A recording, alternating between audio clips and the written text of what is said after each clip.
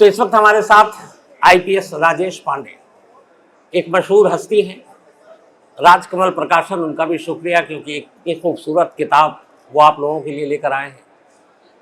वैसे आजकल एक ट्रेंड हो गया कि तमाम जो पुलिस वाले हैं जब रिटायर होते हैं तो बुक लिखते हैं, लेकिन राजेश पांडे जी ने अगर किताब लिखी है तो ये पढ़ना हम जैसे क्राइम रिपोर्टर के लिए भी मतलब खुशकिस्मती की बात है, इस वजह से कि दूसरे सोर्सेज से स्टोरीज मिलती है, लेकिन एक पुलिस वाला ही अगर ऐसी स्टोरीज बताए जो कभी हेडलाइंस बनी हो तो वो जानना अपने आप में बड़ा दिलचस्प होता है। शायद ही यूपी का कोई शहर हो जहाँ पर राजेश पांडे जी की पोस्टिंग ना हुई हो और आईजी बरेली रिटायर हुए।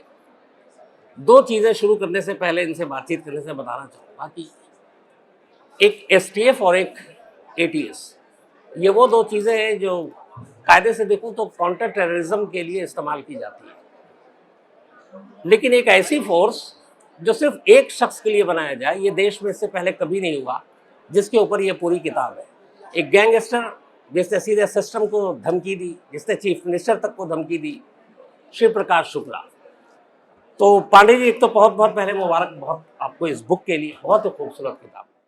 बहुत शुक्रिया शम्स भाई, आप सबको, राजकमल प्रकाशन का, अशोक भाई खड़े हुए हैं, सबका शुक्रिया कि मेरे मन की जो भावना थी और जिन्हें मैं शब्दों में उतार पाया उसको आपने तराश के, संभाल के, सुंदर करके किताब की शक्ल में आप ले आए। और उससे भी खूबसूरत बात ये कि शम्स आज इस किताब पे बात करने के लिए राजकमल प्रकाशन के इस प्रांगण में मौजूद हैं, इस पंडाल में मौजूद हैं।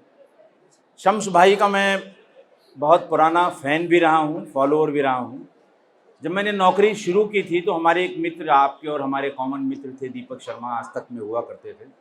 मैं उन दिनों एसटीएफ में था और तमाम ऑपरेशंस के सिलसिले में दिल्ली आता था, तब शम्स भाई से मुलाकात होती थी। धीरे धीरे शम्स भाई से नज़दीकी होती गई और मैं इनका हमेशा कायल रहा। देखिए, हम तो पुलिस में हैं, क्राइम के बारे में जो हमारी जानकारी है हम बता सकते हैं, लेकिन जो जर्नलिस्ट क्रिमिनल इन्वेस्टिगेशन में जो काम करता है, क्राइम की इन्वेस्टिगेशन में जो काम करता है, वो शुरुआत टेलीविज़न में कह लें या इलेक्ट्रॉनिक मीडिया में कह लें, जो इन्वेस्टिगेशन की शुरुआत है वो बेसिकली शम्स ताहिर खान की शुरू की हुई है। बाकी सब लोग, बहुत से लोग हैं, अच्छे लोग भी हैं, लेकिन सब इनके बाद खड़े होते हैं। जहाँ ये खड़े हुए थे, लाइन दरअसल वहीं से शुरू होती है। और बहुत कुछ, मैं बीच में कई बार इनके प्रोग्राम में गया, इन्होंने मेरे साथ प्रोग्राम किए, मैं जो किस्सा गोई करता हूँ उसमें प्रोग्राम किए। हम दोनों लोगों का टेस्ट एक जैसा है।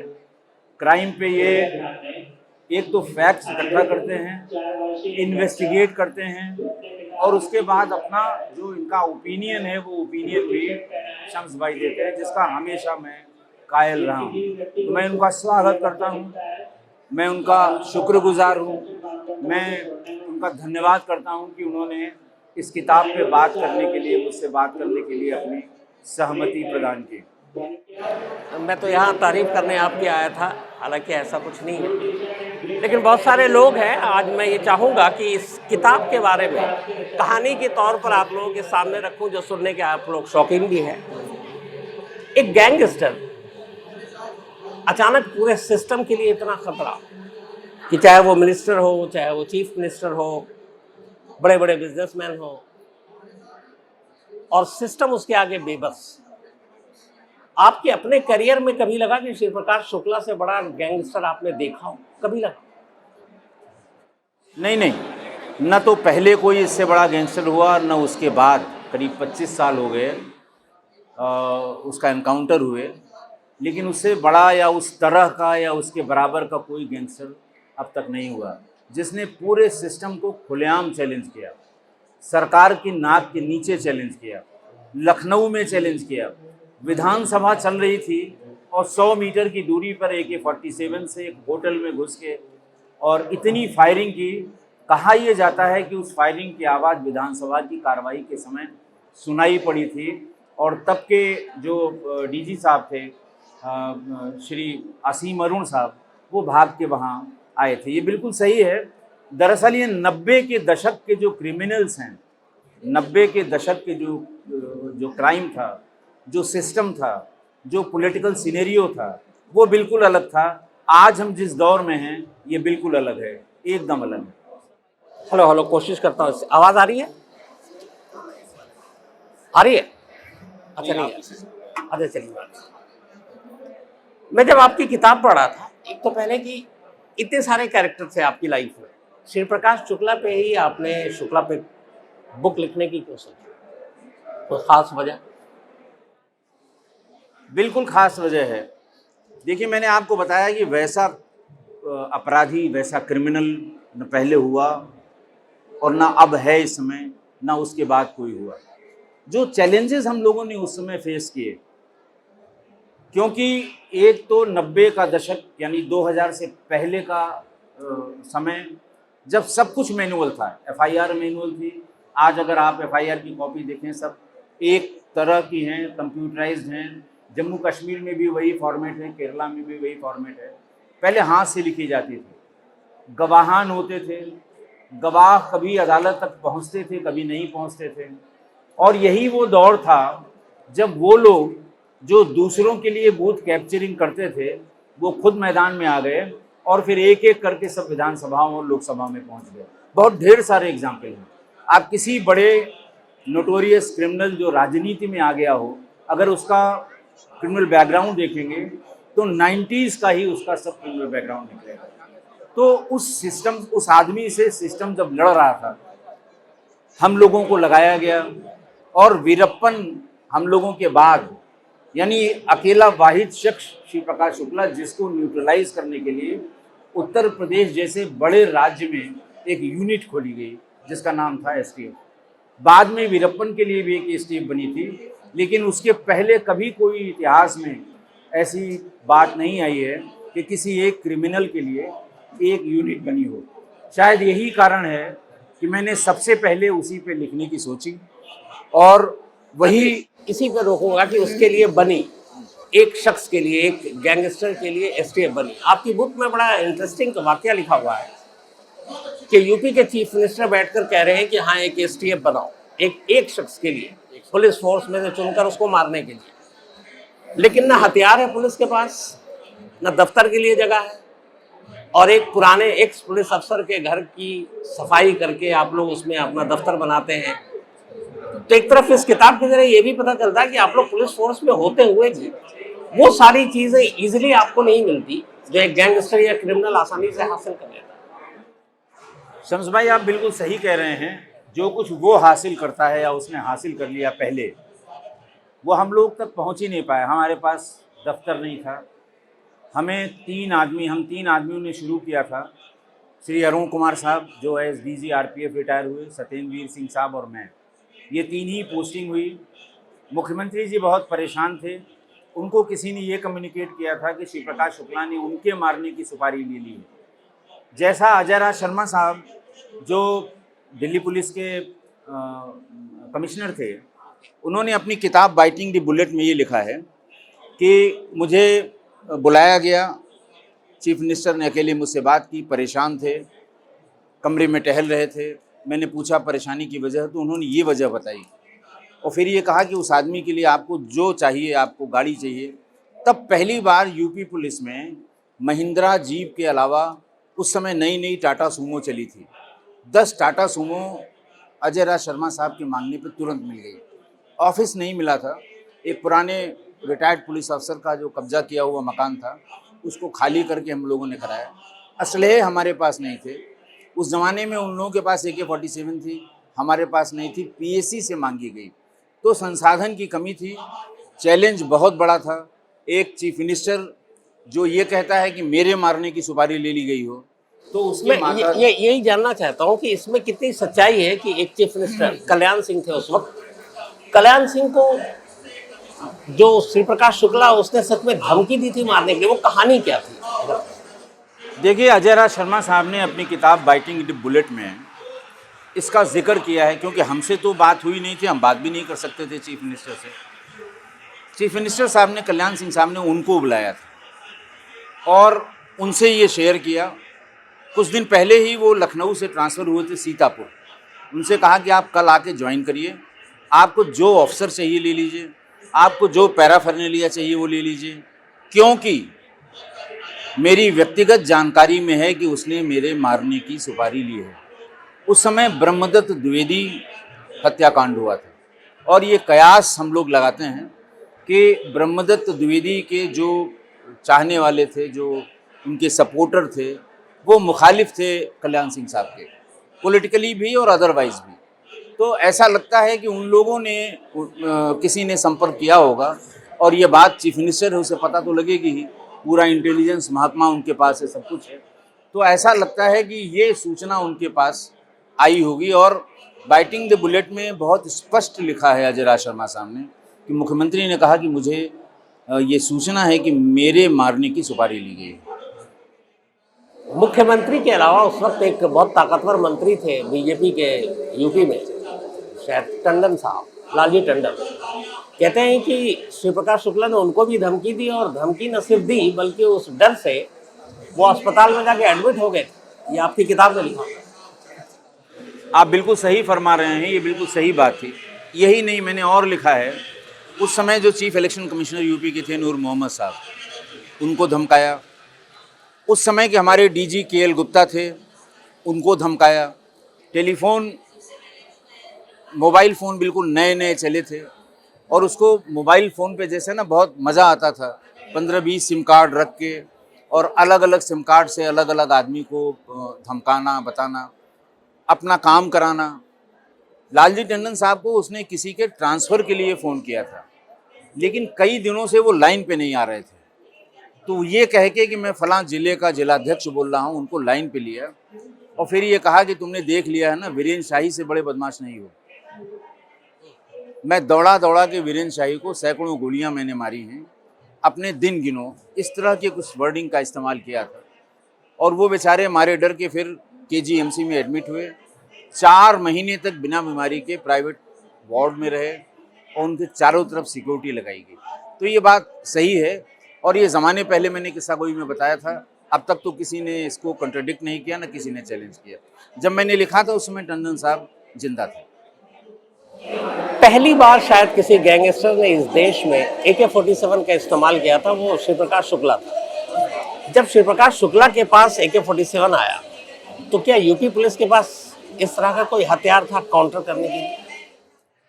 देखिए, यूपी पुलिस के पास उस समय ग्लॉक की पिस्टल नहीं थी। बिहार पुलिस के पास थी, लेकिन यूपी पुलिस के पास नहीं थी। यूपी पुलिस में प्रोविंशियल आर्म्ड कंस्टेबलरी जो है, PAC, उनको चूँकि इसके पहले वहाँ पे टेररिज्म था पंजाब में, और हमारे यहाँ घाटी में जो हिमालय के फुटहिल्स के जो इलाके हैं, जिसमें पीलीभीत है, लखीमपुर खीरी है, इसमें बड़ा तेज़ी से टेररिज्म फैल रहा था। तो उनको काउंटर करने के लिए उस ज़माने में PAC को AK-47 दी गई थी। और फिर हम लोगों ने कहा साहब इन हथियारों से तो हम नहीं लड़ पाएंगे उससे, तो PAC से लेके हम लोगों को कुछ AK-47 दी गई थी हमारे कमांडोज को, कि ताकि हम कमज़ोर न महसूस करें कि सामने वाले के फायर पावर बहुत है, हमारी फायर पावर कम है और इस वजह से हम मात खा रहे हैं। और यही वजह थी कि बाद में हमारे यूपी पुलिस को ग्लॉक पिस्टल भी मिली। 303 की जो राइफ़लें पुरानी वाली हैं वो सब क्लोज़ कर ली गई, उनको नई राइफ़लें इंसास दी गई। आज की तारीख में सिपाहियों के पास इंसास राइफ़लें, लेकिन उस समय 90 के दशक में ऐसा कुछ नहीं था। कोई सर्विलांस का इक्विपमेंट नहीं था, फायर आर्म अच्छे नहीं थे, हमारे पास गाड़ियाँ अच्छी नहीं थी, बस जज्बा था। 2-4-6 जो अधिकारी कर्मचारी थे, जज्बा था कि कुछ भी हो हमें इसे हर हाल में न्यूट्रलाइज करना है। आपने अभी वीरेंद्र शाही का जिक्र किया, लखनऊ में गोली मारी गई थी, और कहते हैं कि आपकी किताब में ये जिक्र है कि जब खबर मिली और जब स्पॉट पर पहुंची पुलिस, शायद आप भी थे, तो जो गोलियां चली थी उसके खोखे गिनने में ही काफ़ी वक्त लगा था कि इतने कितने खोखे थे जो आपको वक्त लगा आप लोगों को गिनने। देखिए, आप गोलियों का अंदाज़ तो इससे लगा सकते हैं कि पोस्टमार्टम में 110 एंट्री और एग्जिट थी, 110 एंट्री और एग्जिट। और स्प्रिंगडेल स्कूल था, उसका 30 मार्च का दिन था, शायद 30 या 31 मार्च, बच्चों का रिजल्ट डे था। तो जितने बच्चे थे उतने पेरेंट्स भी थे। दिन का 11 बज रहा था। इंदिरा नगर थोड़ा पॉश इलाका है, और बीच सड़क पर पैरों से उलट के पलट के 2 कदम निकल गया। फिर कहा ये आंखों से घूरता बहुत था। 5 गोलियां आई साथ में, 5 गोलियां आई साथ में। फिर सीने पे मारा। उसने कहा नहीं बाईं तरफ नहीं दाईं तरफ मारा है तुमने, बाईं तरफ मारो, दिल बाईं तरफ होता है। फिर एक मैगजीन लूट की, 5 इधर मारी 5 उधर मारी। तो अच्छा, पक्की फर्श नीचे सड़क की, और जब जब वो एग्जैक्ट होती थी तो वो दूर जाती थी। तो उस समय पोस्टमार्टम के पहले हम लोग ये अंदाज लगाना चाहते थे कि कितनी गोलियां चली होंगी। और आप यकीन करिए 35-40 मिनट तक खोखे इकट्ठा किए गए सिर्फ ये जानने के लिए कि कितनी गोलियां और किन किन असलहों से चली थी। और बाकी फिर पोस्टमार्टम में सब बातें साफ हो गई। तो जब इस तरह की लाश आपने देखी, 5-5 गोलियां 2 आंखों में मारी गई हैं, 30-40 मिनट आप खोखे समेट रहे हैं, तो उससे उस शख्स का भी अंदाजा हो गया कि वो कितना बेरहम होगा और उसके पास हथियार कैसे होंगे। अब उसी शिव प्रकाश शुक्ला को मारने के लिए एक टीम बनाई जाती है, 8-10 लोग टीम में होते हैं। आपने बताया आपके पास हथियार भी नहीं है, पहले तो दफ्तर के लिए जगह भी नहीं थी, गाड़ियों की अलग दिक्कत, और उन सबसे बड़ी परेशानी ये थी कि जिसे आपको मारना है उस शिव प्रकाश शुक्ला की कोई तस्वीर ही नहीं थी पुलिस के पास। तो फिर शिव प्रकाश शुक्ला को पहचाना कैसे जाए? मारना तो दूर की बात, उसमें कितनी मुश्किल है। देखिए ऐसा है, सामने वाला कमज़ोर नहीं होता, सामने वाले को आप ये मान के चलिए कि वो आपसे भी 20 है। तो उसको इस बात का इल्म था कि पुलिस कैसे हम तक पहुंचेगी। पहली बात है कि उसके पास फोटोग्राफ होनी चाहिए पुलिस की। गोरखपुर में लोकल पुलिस ने अपने स्तर से कोशिश की कि इसकी कोई फोटोग्राफ मिल जाए, इस तक खबर पहुंच गई। वहाँ का जो मेन मार्केट है, गोल मार्केट कहते हैं, या गोल, कोई गोरखपुर का हो तो बताएगा, गोल मार्केट कहते हैं। वहाँ पर शाम को एक फोटोग्राफर को उसकी दुकान से खींच के बीच सड़क पे मार दिया। शिव प्रकाश नहीं मारा। और उसने कहा कि अगर किसी ने फोटोग्राफ मेरी दी तो उसका यही हश्र करूँगा जो इसका हुआ है। दीपक शायद उसका नाम था। उसके बाद पुलिस ने लाख जतन किए लेकिन उसकी फोटोग्राफ नहीं मिली। जिस किसी के यहाँ जाएं, जैसे हमें ये पता है कि फलां के यहाँ ये शादी में गया था, आप जानते हैं पहले वो बड़े बड़े कैमरे से रिकॉर्ड होता था, कैसेट होते थे उसके, और कैसेट से स्टिल फोटोग्राफ निकाली जाती थी। तो पुलिस ने कोई जगह नहीं छोड़ी, कोई फोटोग्राफर जब पता लगे कि साहब ये फलां की बर्थडे में गया था, फलां के तिलक में गया था, फलां की शादी में गया था, वो साफ मना कर देते, साहब डिस्ट्रॉय कर दिया, ख़त्म हो गई, ख़राब हो गई, मेरे पास नहीं है। और इधर अखबार वालों ने लिखना शुरू किया कि साहब एक फ़ौज खड़ी कर दी गई, ये सफ़ेद हाथी हैं, इनके पास अब तक उसकी तस्वीर नहीं मिली, मारेंगे क्या खाक। आप जानते हैं प्रेस स्वतंत्र है, कुछ भी लिखने के लिए आप उसे मना नहीं कर सकते। लेकिन ये बातें चुभती बहुत थी, क्योंकि जो लोग उसमें थे सब अपने अपने क्षेत्र के महारत हासिल किए हुए लोग। अरुण कुमार साहब का क्या जलवा था उस समय, सत्येंद्र सिंह साहब का जलवा था, और भी लोग थे। तो जब हम लोग सुबह मीटिंग में 11-12 बजे बैठते थे तो यही डिस्कस होता था कि यार ये इतना बड़ा कलंक है हम लोगों पे, जब तक फोटोग्राफ नहीं मिलेगी वास्तव में हम वहाँ तक नहीं पहुँच सकते। फिर कोशिश करनी शुरू हुई और अचानक एक दिन शिव प्रकाश के बहनोई के यहाँ उसके आने की खबर हुई। हम लोग पहुँच गए, सब चारों तरफ से मकान को घेरा, लोकल पुलिस को ले लिया, बहन बहनोई मिल गए, पूछा गया आया था, उनका नहीं साहब आया नहीं था, बहुत दिन हो गया नहीं आया। बहुत पूछा गया। इसी बीच में उनकी एक छोटी बच्ची थी, उम्र उस समय रही होगी 15-16 साल, 15-16 साल रही होगी। तो मैं उसके पास चला गया, बाकी सब अधिकारी हमारे उन दोनों बहन बहनोई से बातचीत कर रहे हैं। मैंने उससे पूछा कि बेटा मामा आए थे क्या? बोले नहीं अभी तो नहीं आए थे, पापा सही कह रहे हैं अभी नहीं आए थे, 6 महीने पहले मेरी बर्थडे में आए थे। फिर उसने कहा, हमने कहा बेटा उनकी कोई फ़ोटो? बोले हाँ अंकल फ़ोटो है, और उसने अपनी कॉपी में से निकाल के 3-4 फोटोग्राफ दी। हमने पूछा कौन से हैं? बोले ये वाले मामा हैं। तो जो हम लोगों को हुलिया बताया गया था ऑलमोस्ट वही था। मैं जोर से चिल्लाया, सब लोग आ गए, मैंने कहा फ़ोटो मिल गई। पीछे पीछे उस बच्ची के माता पिता भी आ गए। पैरों में गिर गए, साहब वो कल मार देगा। अरुण कुमार साहब ने कहा कि देखो वो तुम्हारा बहन और बहनोई है, वो तुमको कैसे मार देंगे और क्यों मार देंगे? बोले साहब उसके लिए कोई बहन बहनोई नहीं, वो मार देगा। तो खैर फोटो लेके हम लोग चले आए। ऑफिस में अरुण कुमार साहब ने कहा कि राजेश इसको प्रोटेक्ट करना ज़रूरी है, क्योंकि फ़ोटो छपी नहीं कि तुरंत पता लग जाएगा कहाँ से मिली, और उसका कोई भरोसा नहीं वो कब किसको मार दे, तो इसलिए उसको प्रोटेक्ट करना बहुत ज़रूरी है। तो तय हुआ कि कैसे किया जाए। उन्होंने कहा कुछ ऐसा करो इसको कि ये पता न लगे कि ये उस बर्थडे की फ़ोटो है। तो मैं उसे लेके गया। ऑफिस हमारा हजरतगंज में था। आज की तारीख में जहाँ कैफ़े कॉफ़ी डे है, उसी के कॉर्नर पर एक वो थी, पोस्ट कार्ड की दीवारों में पोस्ट कार्ड लगाते थे, बॉलीवुड के लोगों की पोस्ट कार्ड थी।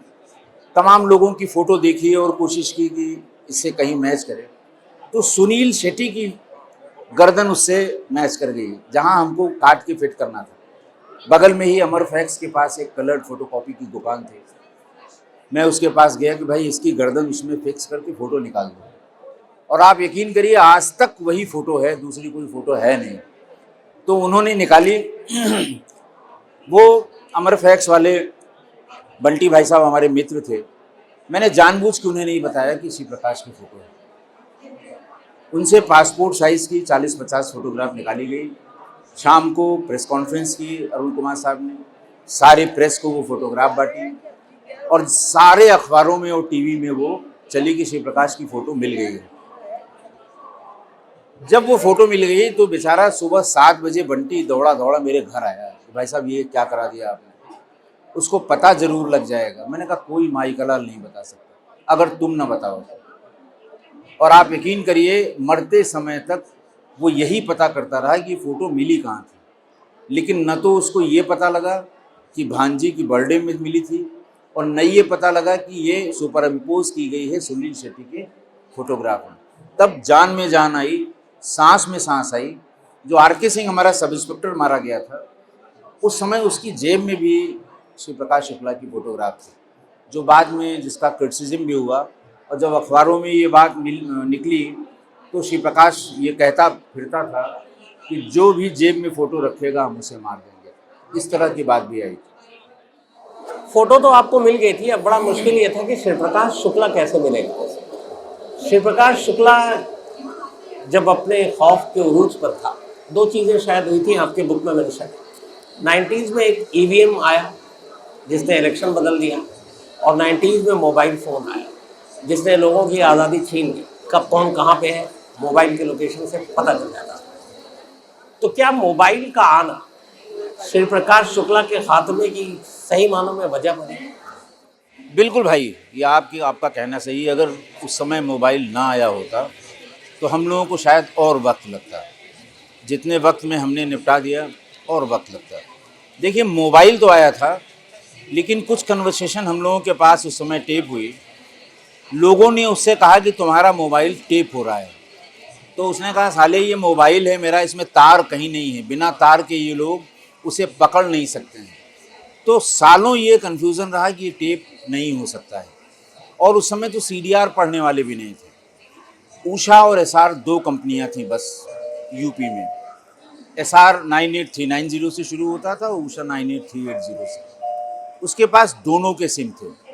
मुश्किल ये थी कि CDR कैसे निकाली जाए, कौन सा इनकमिंग है कौन सा आउटगोइंग है। नेट का इस्तेमाल होता नहीं था, मैसेज क्या भेजा गया क्या रिसीव किया गया कुछ भी नहीं। तो उसी बीच हमारे एक क्लासमेट थे राजेंद्र सिंह, वो उषा फ़ोन में CEO होके आए। मैं CEO से मिलने गया तो वहाँ कुर्सी पे राजेंद्र सिंह मिले। कुछ पहचाने से लगे, पहचाना उन्होंने भी। हम लोग साथ साथ क्लास 1 से क्लास 5 तक एक साथ पढ़े थे इलाहाबाद में। वो KD सिंह बाबू के सगे भांजे थे, तो मेरे घर के सामने रहते थे। तो उनसे पूछा हमने, कहा भाई ये प्रॉब्लम है, हमको इस तरह CDR चाहिए, हमें लोकेशन चाहिए और वो चाहिए। तो उन्होंने कहा देखो सही बात तो ये मुझे भी नहीं पता, मुझे टेक्निकल लोगों से इसकी जानकारी करनी होगी, इसे निकालना होगा, कैसे पढ़ा जाएगा ये सब। मैं था, मेरे साथ रजनीकांत मिश्रा साहब मेरे SSP थे। जब हम लोग यूपी पुलिस के लिए पहली CDR लेके आए थे, तो खैर राजेंद्र सिंह ने, मिस्टर सरकार थे उनके इंजीनियर, उनको बुलवाया। राजेंद्र सिंह ने निकाल के दिया कि साहब ये इनकमिंग होता है, ये आउटगोइंग होता है, ये टाइम होता है, ये उसकी लैटिट्यूड लॉन्गिट्यूड होती है जिससे आप लोकेशन देखते हैं। सब टेक्निकल चीज़ें उन्होंने बताई, लेकिन वो सॉफ्टवेयर कहीं नहीं था उस समय जो एनालाइज किया जाए। तो सुबह शाम वो हार्ड कॉपी में मोटे मोटे मोबाइल फ़ोन के वो CDR दे दिया करते थे। और हमारे यहाँ 2 सिपाही थोड़ा एनर्जेटिक थे, उनको टिक करने के लिए दिया जाता था किस फ़ोन नंबर से कितनी बार कॉल हुई। तो इस तरह से हम लोगों ने शुरू किया, धीरे धीरे उसमें घुस गए, फिर सुनना शुरू किया। और दिल्ली में ये फैसिलिटी आ चुकी थी ओवर हियर करने की। PP सिंह, बेचारे स्वर्गीय PP सिंह, वो क्राइम ब्रांच में थे उस समय और सत्येंद्र वीर सिंह साहब के जानने वाले थे। उनसे कह के एक नंबर हम लोगों ने उसका लगवाया, ओवर हियर करना शुरू किया, फिर तो खेल ख़त्म हो गया। अगर मोबाइल ना होता बहुत मुश्किल होता काम, लेकिन टाइम बहुत लगता। मोबाइल के साथ साथ अगर शिव प्रकाश शुक्ला की गर्लफ्रेंड ना होती तो भी मुश्किल होता। बहुत, देखिए, रेगुलर बात करना वो बात करता नहीं था, उसके चंगू मंगू बात कर लेते थे कभी कभी। एक इसमें वर्ड मैंने बताया वो बहुत इस्तेमाल करता, कुंडली निकालना। जैसे शम्स भाई या हमको उसे टारगेट करना है तो अपने 2 ऐसे लोगों को जिनके पास मोटरसाइकिल है, पेपर्स हैं, सब कोई असलहा नहीं है, उनको 5,000 रुपये किसी से दिलवा दिए कि ज़रा इनकी फलां की राजेश पांडे की कुंडली निकाल लो। तो वो सुबह 6 बजे घर के बाहर कहीं मार्केट में आ जाएगा, फिर हम जहाँ जहाँ निकलेंगे वहाँ पीछे पीछे जाएगा। शाम को मुझे घर छोड़ के तब वो टेलीफोन से उनको कुंडली बताएगा, यहाँ गए थे, वहाँ गए थे, इनसे मिले थे, उनसे मिले थे। तो ये उसका शगल था कि वो ऐसा करता था, लेकिन रेगुलर किसी से बात नहीं करता था। रेगुलर बात हम लोगों को पकड़ में आई जब गोरखपुर का एक नंबर उस समय के जो DIG थे उन्होंने लगवाया कि दिन में 2 बार बात जरूर करता है। फिर वो नंबर लगाया गया और मैं उस लड़की को क्या कहूँ, नाम मैंने भी नहीं लिखा है, मैं बताऊँगा भी नहीं। और उसके फादर सुपरिंटेंडिंग इंजीनियर थे वहाँ पर गोरखपुर में, पढ़ी लिखी लड़की थी, लेकिन बस इश्क तो इश्क। और वो इस कदर बातें करती थी, जब उसकी बातें आती थी सब लोग ओवर हियर करने की कोशिश करते थे। मैं भी सुनता था, अरुण कुमार साहब भी सुनते थे, सत्येंद्र वीर भी सुनते थे।